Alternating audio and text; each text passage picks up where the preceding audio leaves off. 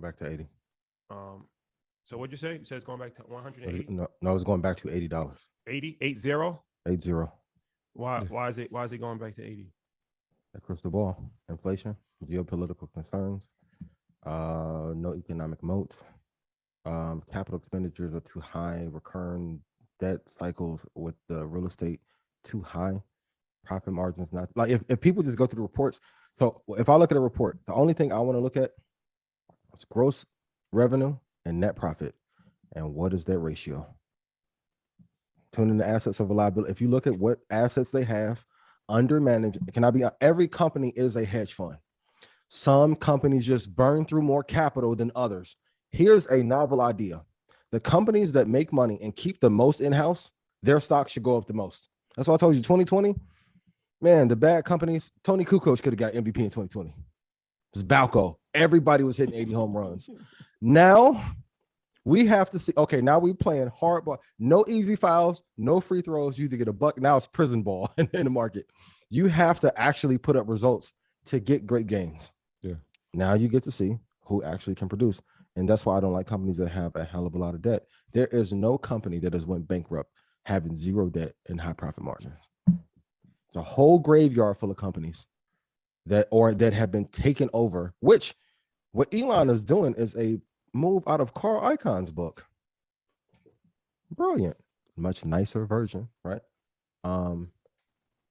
But it's a huge mistake to continue to think that businesses that have underperformed for the last 5 years and have been kept afloat because of quantitative easing are now good ones to invest in. Our stock club, adjusted for current inflation. If you go back to the last 10 years, and I told you guys this, I think episode 8 or episode 10, when we first started doing the show, most of NASDAQ would not be as high if it was not for quantitative easing and Barack Obama.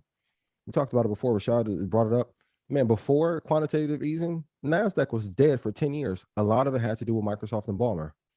Because if the star of that sector is not producing, and then Steve was the Elon of that time, if Microsoft can't stay afloat, nothing else in the space is valuable. And then that's why you had a changing of the guard.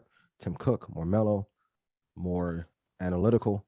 That's why the faces, and they made this media propaganda cycle of all these tech whiz kids that are Bill Gates' children to then say, now the space is safe. And you're going to see the same thing in marijuana, maybe in 20 years when they pass it federally. Then you're going to have some good faces that are good business people that pushes the cannabis market forward. And if we hit a recession, that may be one of the sectors they're going to have to speed track to doing better, because we are not, as a country, producing enough good companies. So for all of you watching, that's why I say in a recession, one of you watching could make the next company in 10 years that is worth $50 billion. If you look at it, Twitter provides no real value. It's not worth anything to the average advertiser. It's worth nothing.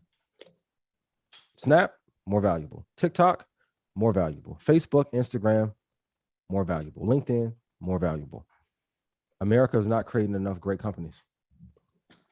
And that's part of the reason we are in this slump that we're in right now.